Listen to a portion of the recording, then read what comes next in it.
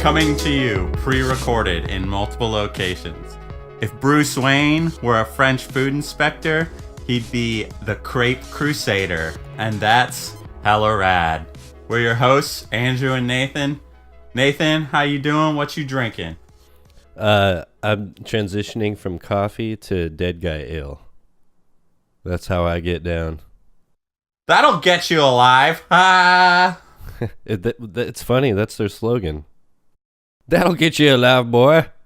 When I was in college and I was visiting my brother, I thought Jaeger bombs were like a whole beer with a shot of Jägermeister dropped into it and you just pound it. Oh man, we did like 2 of those and got like fucking blackout drunk. I realized later that it's supposed to be Jaeger and like Red Bull. Much less intoxicating. Anyways. I thought it was you drop it into a beer. Maybe I'm mistaken too. Now you're making me doubt myself. I don't know. Have somebody write in and inform us because I'm not Googling that shit. It's not what you're drinking tonight, correct? No, that was what I was going to get to. I am drinking Relay IPA by Thorn Street. It is a IPA. It was relayed to me. Very literal. Today's non-sponsors are bottled water. I mean, to me, it was the biggest scam ever pulled, and I'm not falling for it. That's not true. I still fall for it on the regular, but I feel like if you get bottled water with a mineral content, then it's actually doing something for you. But if you get like reverse osmosis purified water with like everything stripped out, it's like worse for you than drinking like fucking tap water or whatever. Like having nothing in the water is worse than having like minerals and other impurities because it ends up stripping out minerals in your body. Yeah, I'm sure you could you need, essential minerals from water. And for me, the thing that really bugs me about bottled water, outside of the lack of minerals, is that it's like now I'm weird for drinking tap water. Now I'm the weird guy. Like, oh, wait, are you drinking tap water? I'm like, yeah, well, there's nothing wrong with it. Just drink it. And then they're like, oh, okay. I went back to drinking tap water probably because we used to like Brita filter all the water, and I went back to drinking just straight tap water like 6 months ago because I was just like, fuck having to like refill this stupid Brita all the time. Like it really doesn't make much of a difference. Yeah, just fucking take a hit straight off the hose like back in the day. Yeah, that kid shit. But we did have to buy bottled water recently because all the water in our neighborhood tastes like dirt now, and nobody knows why yet. Oh shit! Is this a Flint, Michigan situation brewing over there? Yeah, that's what I've been saying the whole time. So, you got any non-sponsors for us? Yeah, I recently saw a commercial for this new show called God Friended Me. And, I mean, it's pretty much on the nose with what it is. It's apparently some guy who's an outspoken atheist, and he starts getting poked on Facebook by God and becomes friends with God, and then God tells him to save people or some bullshit like that. Come on, seriously? Is this... Shouldn't God have admin rights on the social media? Apparently, he was able to poke him. I don't. Yeah, obviously, I didn't watch it, but apparently, the atheist maybe he's I'm guessing he's playing along because he's like, oh, I'll show God. I'll show all these people that like God. But then it's gonna be like a heartwarming tale of where he finds faith or something stupid. It's like they took the idea of, do you remember that show Early Edition? Yeah, that one? No. Well, refresh my memory. Oh, the guy got the newspaper for the day ahead, and he had to go save people. Oh, yeah. There's like so many iterations of that idea. Well, Early Edition was a decent job at it. They didn't try to like blatantly come out and be like, Oh, it's God. Like this one's like out the gate. It's in the title. Hey, making it like some sort of statement. I don't know. I just hate it. I feel like so pandering. Obviously, I haven't watched it. Whether it's a good show or not is incidental to the fact that it's just. You're like, even if it is, I'm not gonna support it. One less viewer. Yeah, they'll never be allowed to to maintain sponsorship here with Hella Red. You should get one of those like Nielsen ratings boxes where they monitor all that you watch, and then if you don't watch it with the ratings box, then you count for like hundreds of thousands of people. The way that shit is calculated, you can really stick it to them. Yeah, it's a great system, right? Did a good job with that, and they're like, hang on to it. Anyways. So today's show, we're gonna give another edition of Hella Bad Music, some more four-wheel frustrations, and as always, a Faberge Egg update. But first, we want to get into a new conspiracy theory that has just fascinated us.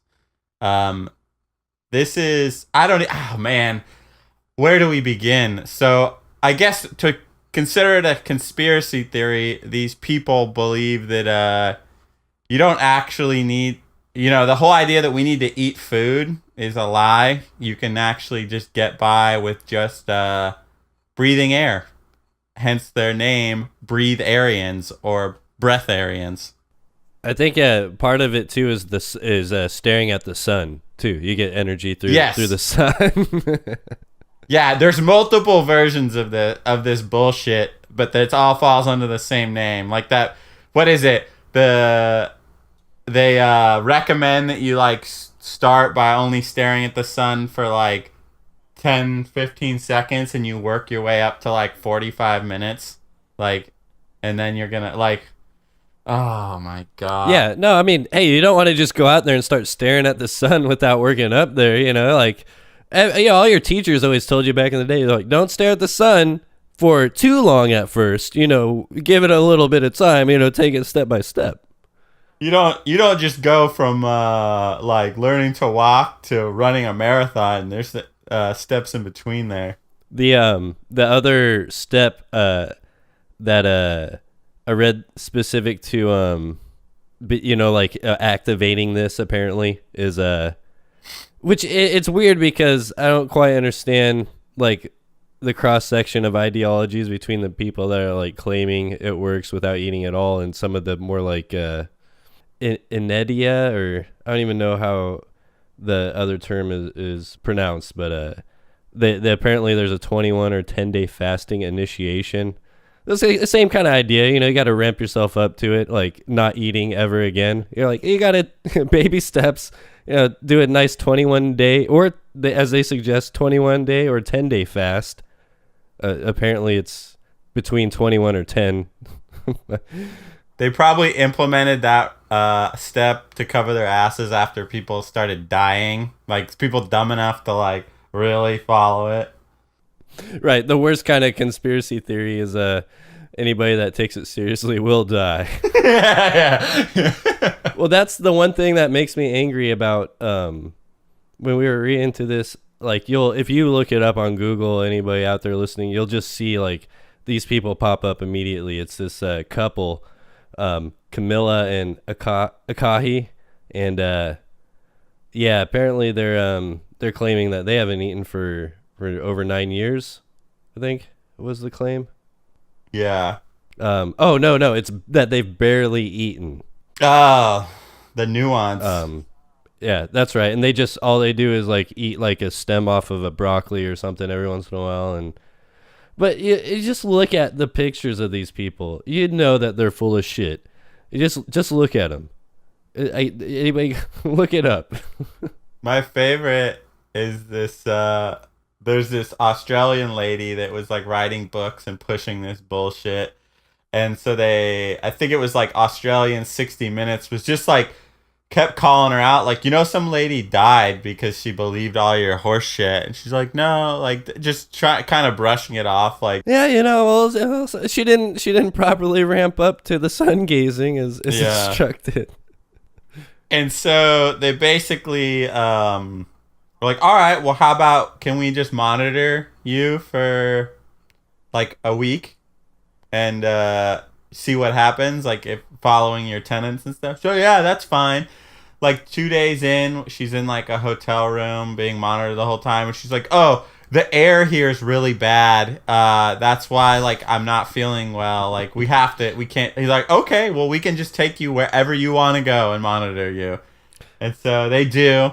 And then it's like a couple more days, and she's just like lost a shitload of weight. She's like barely like has any energy, and they're just like, yeah, you still want to keep going. Like there's a doctor with them as they're interviewing this lady, and she's like, yeah, your kidneys are about to fail, you're gonna have like some serious damage. She's like, no, I'm fine. That's like just totally ignoring all their like warnings and advice and stuff. And then even after like the whole thing's over, she's just like, well, the problem was, the bad air. Like, I just couldn't recover from all the bad air in the city. It's like, there's always an excuse. That's the problem. At what point does the doctor become like morally obligated to like do something, right? Where you're like, this person is literally not eating. I think it's like all these things, all these like gurus and scams and shit always come out of India. Like there have to be the masters, like the capital of just fucking scam artists. Like the wild, wild country when we talked about cult leaders before, like same shit, just like some old Indian guy claiming to be like touched by God and blah, blah, blah, blah, blah, and just fucking stupid people buy into it. But I mean, like you said, there was a doctor with this lady, right? Like, at what point would the doctor need to step in and be like, "This lady's gonna die. I can't just let her die," you know? The doctor and the 60 Minutes guy are sitting at the table with her while this doctor is saying all this stuff. So it's like they're all three of them in the same, not a room because they're outdoors in her new location she requested, but at a table. She's like, yeah, your kidneys are gonna fail. She's like, oh no, you're being like extreme, like you're exaggerating things. And it's like, meanwhile, her face and eyes are sunken in, and they're telling her all this to her face, just like, you're gonna die. Like you're really gonna like stick to this. But if you think in her position, she's got to be like, well, if they catch me for being a scam artist, my life's over anyways. Like I'm never gonna. If they have national news on me and I admit to this, or they just like they get me to cop to it at all, then I can never do that. This is all I know how to do, and I can never do it again. So yeah, so you don't want to let down the other breatharians either. They'll be like, no, you're not supposed to tell them that you just really eat. They're fucking lying. They're all eating. I guarantee it. Yeah, every single one of them. There's another like, I guess this whole thing, I was watching The Amazing Randy, who was he's like world renowned like debunker for like mentalists and all that kind of stuff, and he was talking about this Indian breatharian guru that got basically the Indian government involved because they wanted to figure out ways to improve their like soldiers in the battlefield. So like, if breatharianism is real, then they don't need to feed their soldiers. They can just fucking breathe while they're out there.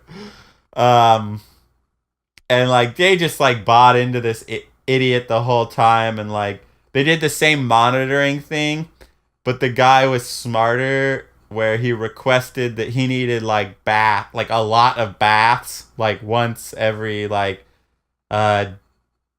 twice every day.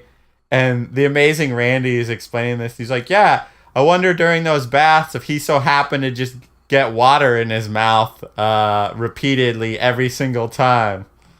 It's just like fucking shyster. Yeah, don't, and nobody disturb me while I'm in my bath.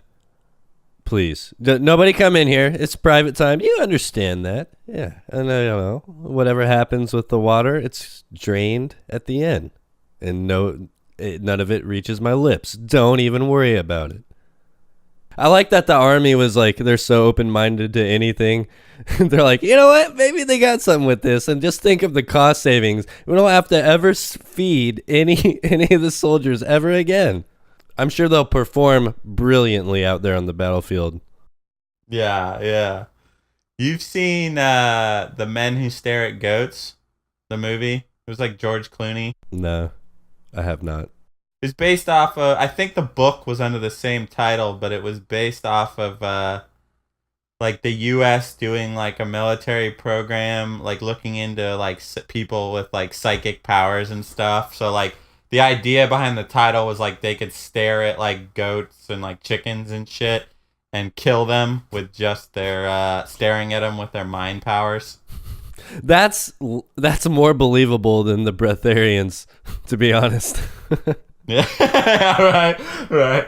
Like, I can't disprove that shit, like, as easily as I can, like, it's just insane that, like, anybody, how do you keep a movement of people, like, they would all die. It's worse than Flat Earth, right? I mean... Yeah.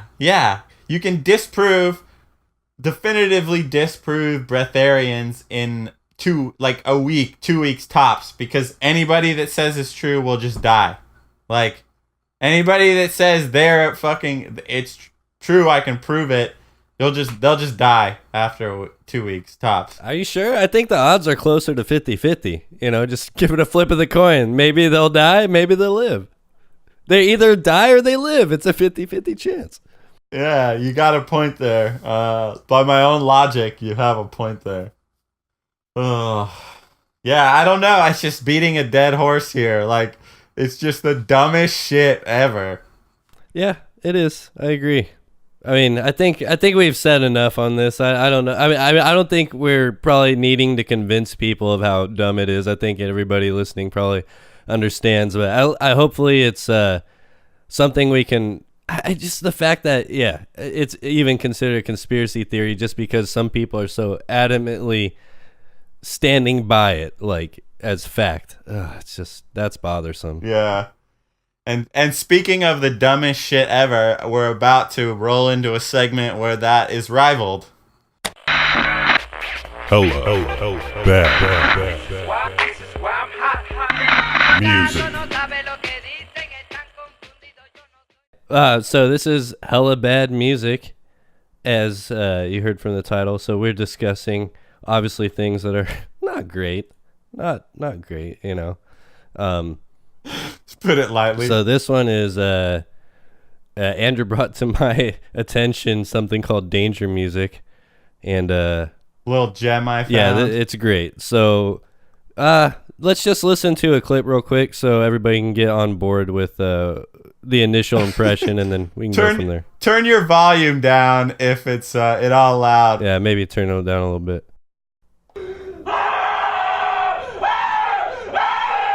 So this is somebody performing danger music. So the danger music was started by this guy Dick Higgins in like the 60s. Like, is clearly part of it. It seems to me like it was a joke that he started with some people at their like performing arts college, where they're like, well, let's just see how ridiculous of shit we can get away with. So he came up with all these different, like, I think what was like the highest numbered like score? Was it like 40 something? Was like the last one. Danger music number 42. No, 43. It's up to 43. Yeah.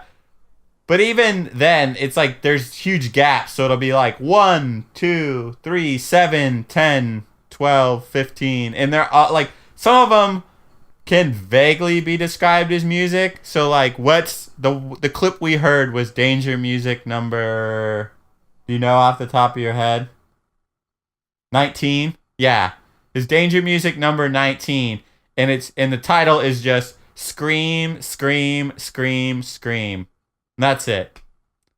Like, there's one that's like volunteer to have your spine ripped out. Yeah, I hate to pull this on you, but Scream one that we listened to is actually number 17, buddy. You get your facts straight on the danger music. My bad. It's important stuff. The idea behind this whole thing was that, like, it's supposed to be music that puts you in a sense of danger. And to me, it's like you took abstract art and turned it into music.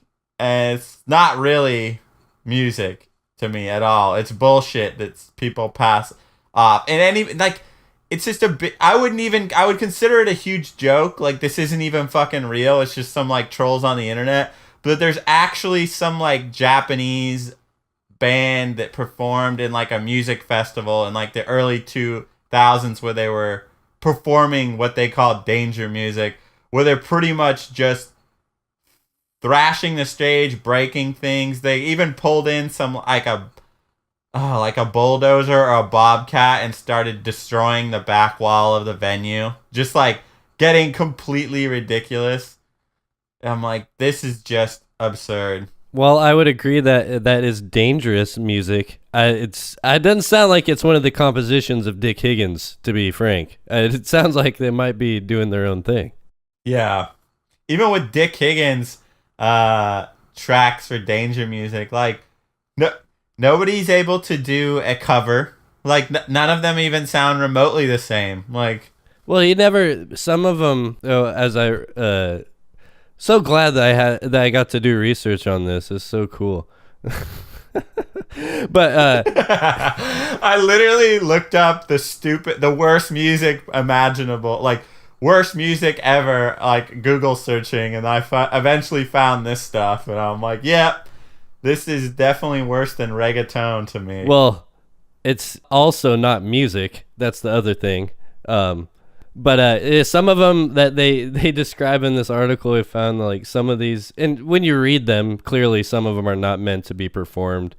And there's, like, one, you can find a clip of one online where they're doing, I think it's not number 2. It's one of the danger music scores, but there's pretty much no sound involved. It's just a guy, like, walking around a room, takes a hammer and, like, unstrings a guitar with the hammer. Oh yeah. So that's what you get from danger music. It's great. It's hard to define as music, but when you hear something like this, it'll make you feel like maybe it is a valid art form.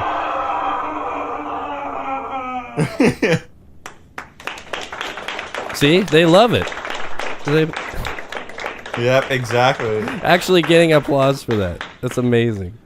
I would expect laughter more than applause, but... Dude, could you imagine being there and he's performed that and you're done and you're just like, people are clapping around you? I'd feel pretty awkward. The only thing I am impressed by from a public speaking standpoint is because there's video for it too, of this guy's willingness to sit on his desk Indian style and scream in front of his class for, like, 4.5 minutes. Like, it's that, like, we're taking clips out of this, but that guy did that for what, probably, like, at least, like, 2 minutes, right? Oh yeah, it was a long time. Yeah. It felt like an eternity. Yeah, there was another one of some guy just, like, screaming into a mic on stage and then, like, rolling around on the ground. He had, like, 4 or 5, like, distortion pedals that he would just hit to, like, change just this screeching from the microphone. Just pure garbage. Yeah, there was, like, a dude, I wish I can't remember it all now, but there was, like, a guy back around the 50s, and he would go on these shows and, like, just do a bunch of weird sounds as, like, it was his experiment with music. And I was like, that's probably not music, but I was okay with it. I was like, he's kind of cool. He's making weird little goofy sounds with household stuff and, like, hitting a pot in a pan, and he's, like, boiling water and he's calling it a composition.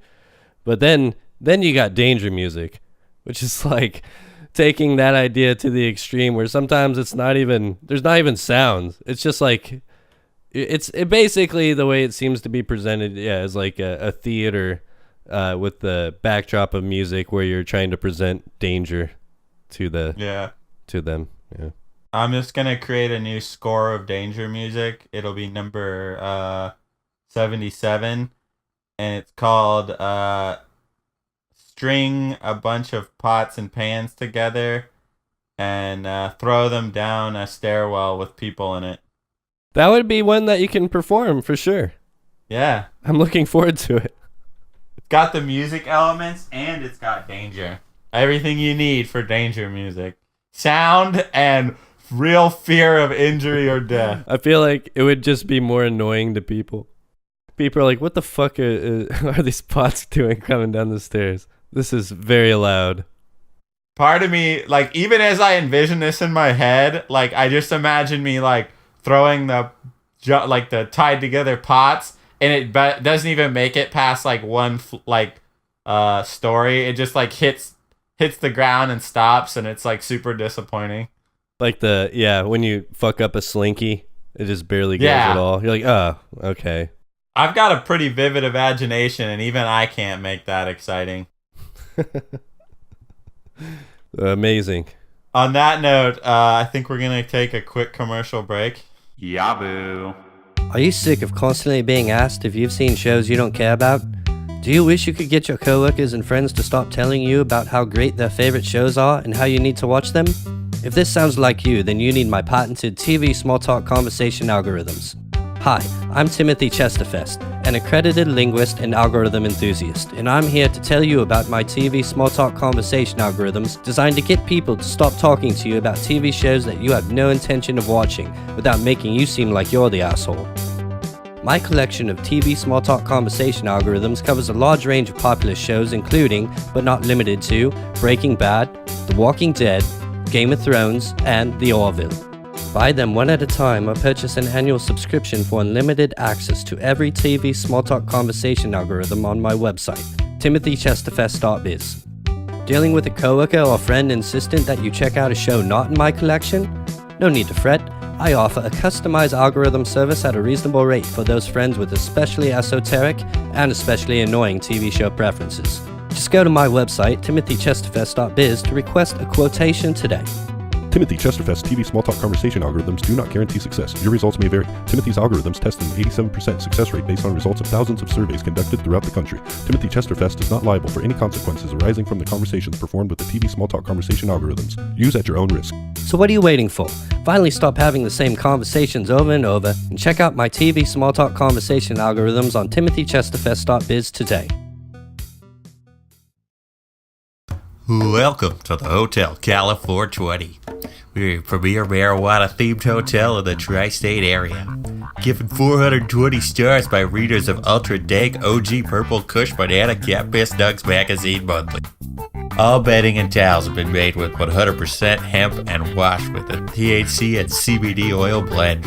It would be extremely uncomfortable if you managed to be coherent enough to notice. Our pillows are stuffed and changed daily with freshly ground indica and sativa blends. Even our air conditioning is treated with large plumes of THC vapor. Need to wash up? You bet your ass the water's infused with weed. We've got 24-hour room service and a minibar stocked with enough edibles to make you question your own existence. If you do remember how to use a door, you can always try some of our amazing facilities. We've got a marijuana base that no one's completed. It's hella dope. Seriously, it's a lot of dope. So come on and see us. If you find the road a little bumpy, that's because we fill all potholes with actual pot. Yaboo. And we're back from that exciting commercial break. Let's just roll right into our next segment, four-wheel frustrations. Hey, fuck you, buddy. Yeah, man, fuck you. Four-wheel frustrations. So, today's topic, we're going to discuss motorcyclists. And the reason I was triggered into bringing this up in the first place was I was driving home one day and I see this guy on his motorcycle with a sweatshirt on pass me by, and it says, "Watch out for motorcyclists, asshole." I'm just like, the fucking levels of entitlement of some of these people is fucking unreal. Like, I see that shit, and I also would see like the loud pipes like save lives. It's like, hey, bro, I gotta be obnoxious and fucking scare the shit out of everybody else on the road so they know I'm there. Like, you look at like riding your. I don't have a problem with people riding their motorcycles, but when you treat it like you have, like everybody else should accommodate you instead of the other way around. Like the roads were clearly designed for cars. So you should consider, like they even tell you, like assume that no one can see you, yet people still get pissed when like they're doing the wrong shit and people merge in their lane or what. Just like entitled motorcyclists, I guess is my gripe in this edition of Four Wheel Frustrations. Yeah, it's two-wheel frustrations this time. Yeah. Unless there's two motorcyclists. Yeah, 2 pairs of 2 is 4. I can count. Yeah, math. I can do it. But the odds of that happening are only 50-50. So. But no, I agree. I all around, they're just typically have a bad attitude, notoriously. Yeah. But, no, but the thing that really does bug me is, like you alluded to, the lane splitting. Like, yes, okay, it's legal. I get that. But it's also your responsibility to not be a total tool and an idiot. Like, if you see somebody clearly with a blinker on and they're like, let's say there's like their one chance to get over to the lane they're trying to get to, and they're taking it, and you saw them put their blinker on, don't get mad because you have to slow down a little bit. Like, yeah, it's mildly inconvenienced, and you throw a fucking shit fit about it. You're like, oh, you fucking asshole, you don't see me here? Like, no, bitch, I didn't see you there. You should have saw me. I'm a fucking car. Damn. For real. Though, one specific thing that bugged me about motorcycles is more of a personal story. But I used to live in downtown San Jose, and closer to Japantown or anybody local around that area. But just for a frame of reference. But there was this dude. We lived in this apartment complex, and there was a house next to it. And every fucking Sunday morning at about 6:10, 6:15ish, he would start up his hog and just start warming it up for about 40 fucking minutes. He's like,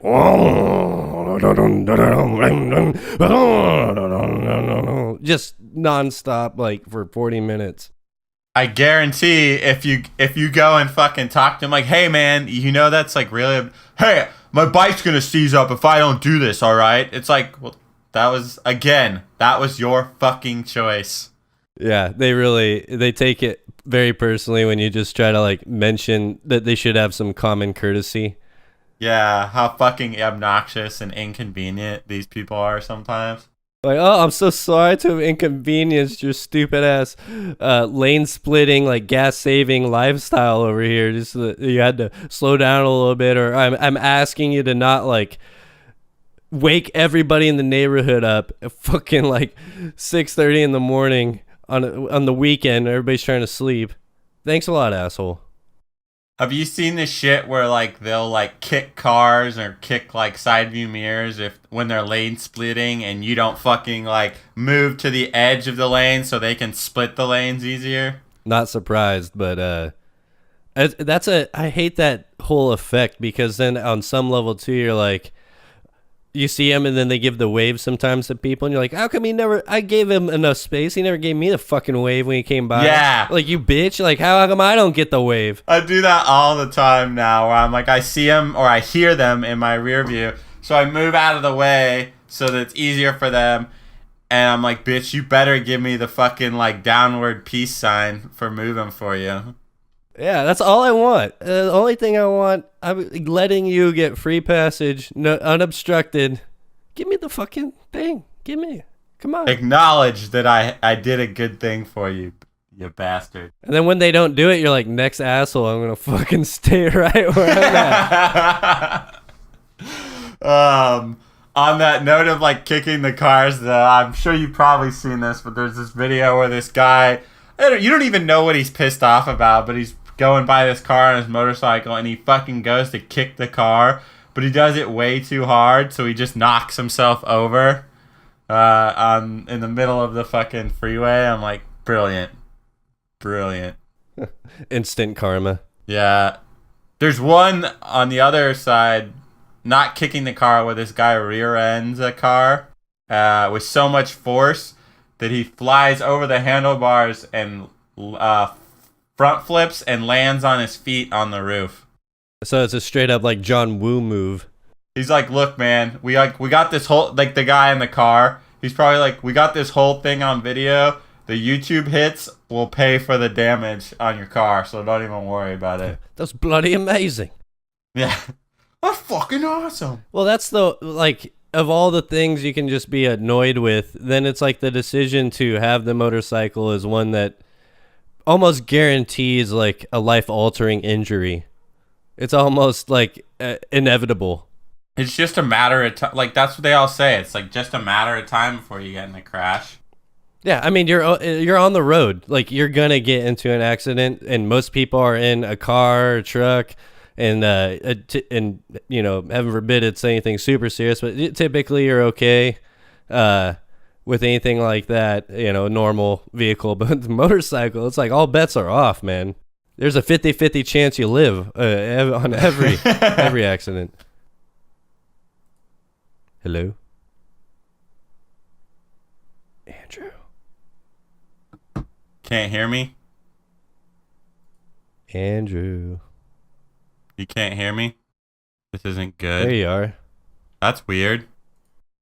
You got me? Now I can hear you, yes. Okay. Well, what was I talking about? I don't know. Yeah, I think it's that I'm just gonna have to initiate it. I was gonna do this whenever appropriate, but I think it's appropriate now. Emergency quiz, emergency quiz, emergency quiz. Oh no. All right, Andrew, this is the amazing. emergency quiz. No, shut up. Just listen. All right, this is the first question. What was the most overrated Best Actor Oscar win? Tom Hanks in Forrest Gump or Jack Nicholson in As Good as It Gets? Jack Nicholson. Good job. All right, question 2. Which is the most awful early 2000s rock songs? Headstrong by Trapped or She Told Me She Had a Gun by Seether? She Told Me She Had a Gun by Seether. Incorrect. It's Headstrong by Trapped. All right, question 3. Which end of the world scenario was a bigger crock of shit? Y2K or the Mayan 2012? Y2K. Good job. All right, question 4. Which is the worst dog breed between Portuguese water dog and Dalmatian? Dalmatian. Good job. All right, and the last question. Who was a worse president? Herbert Hoover or Andrew Jackson? Andrew Jackson. Excellent. You win. That was incredible. You passed the quiz. Thank you. What do I get? Well, you get the... I don't get fired from the show? No, I mean, you did pretty good. I think you only got one wrong. It was, which one was the most awful early 2000s rock song? Yeah, it's Headstrong for sure. I kind of like Headstrong. I'll take you on. But outside of that, good job. 4 out of 5 is pretty good. Part of me was wondering if you didn't have correct answers, so you just chose at random whether I was right or wrong. No, come on, the integrity of this quiz should not be called into question, Andrew. Are you fucking telling me I was just gonna flip-flop the answers based on how I feel? These are objective answers to these questions. Your fucking quiz music was amazing. Did you work with the guys that did the What a Dog Wants brand dog food commercial? I'm not gonna tell you my sources, but let's just say it wasn't not them. So yeah, I felt like it was eventually we were gonna need to have an emergency quiz, and we just had some technical difficulties there. So what better time? Yeah, that was great. But given that, might as well get into the old tried and true.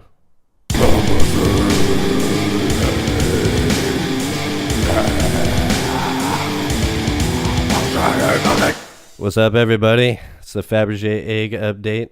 I know I say what's up even though we're always at the end of the podcast. But I know a lot of people like to skip ahead to this section, so I'm just talking to you guys. And of course, of the possible 50 jeweled imperial eggs, only 43 are still known to exist. And that's what this update's about. I firmly believe that another one will be found.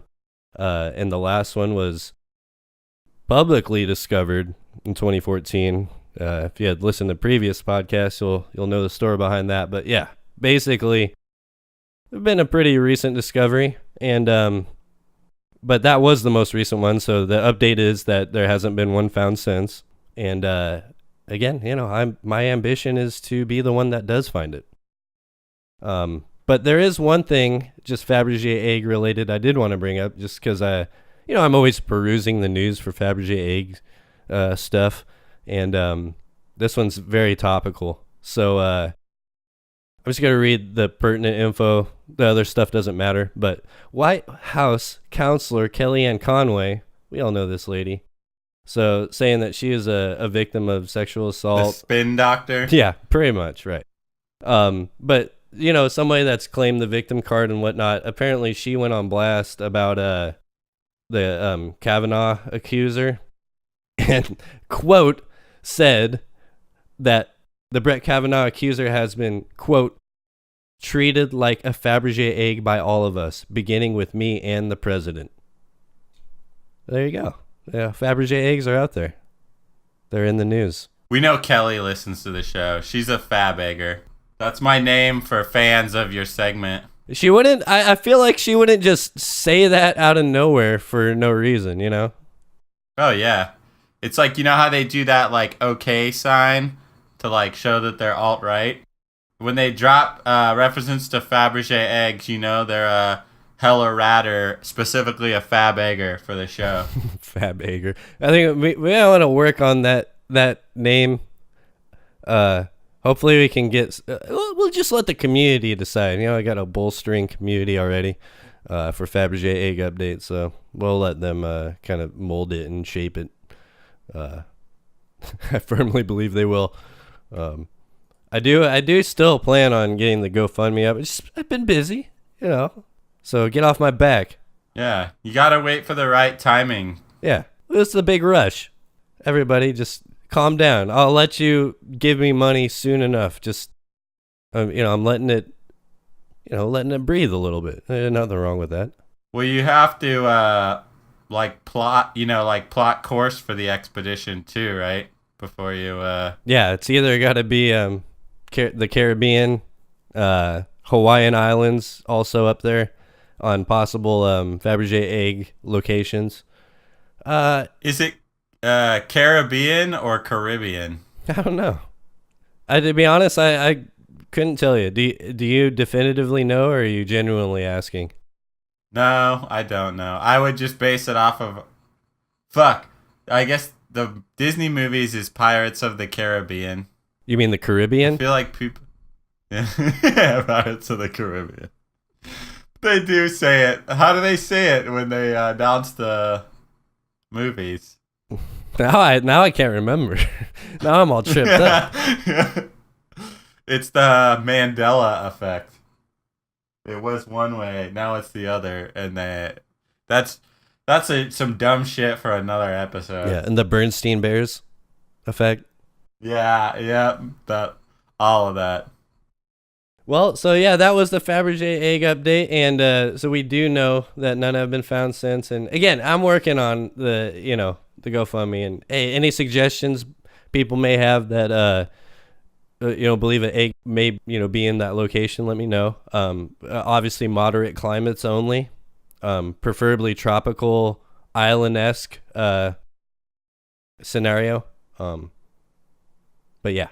Anywhere that would also make a good vacation spot? Well, not necessarily. I'm just saying that, the ideal conditions for a Faberge egg to exist, where somewhere it would be most likely to be found. You say it like they grow in the wild.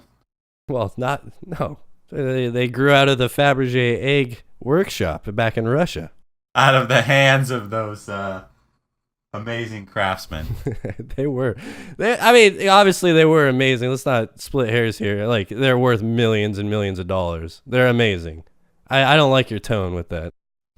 All right. Anyways, I guess that about wraps it up, huh? Yep. All right. Well, if anybody does want to follow us, we are on Twitter at It's Hella Rad. The SoundCloud page where you can find our episodes is soundcloud.com/It's Hella Rad. Should be able to find it on Apple Podcasts pretty easily. So subscribe if you do like it. It'd be awesome. And find us on YouTube as well, and Facebook. Should be relatively easy to find with Hella Rad. But if not, tweet us. I'll help you out. Thanks for listening, everybody. Yabu.